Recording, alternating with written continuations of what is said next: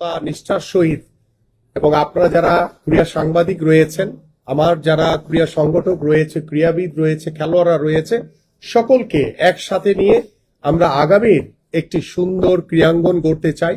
যে ক্রীড়াঙ্গনে পেশাদারিত্বর মাধ্যমে আমরা প্রত্যেকটি সেক্টর নিয়ে আমরা ঐক্যবদ্ধভাবে সুসংগঠিতভাবে আগামীর বাংলাদেশের স্পোর্টসকে কিভাবে বিশ্ব মানচিত্রে আরো উচ্চ জায়গায় আমরা পৌঁছে দিতে পারি, সেই পরিকল্পনা নিয়ে ইতিমধ্যে আপনারা জানেন যে আমাদের মাননীয় প্রধানমন্ত্রী জনাব তারেক রহমান আগামীর ক্রীড়াঙ্গনকে সর্বোচ্চ গুরুত্ব দিয়ে আগামী দেশ গড়ার স্পোর্টসের যে কর্ম পরিকল্পনা আমরা তৈরি করেছি,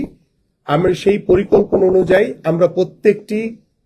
সেক্টরকে আমরা সুন্দরভাবে বাস্তবায়ন করতে চাই। এবং আমাদের যে পরিকল্পনার ভিতরে যে অন্যতম যে রয়েছে সেটা হচ্ছে যে ক্রীড়া হলে পেশা, পরিবার পাবে ভরসা।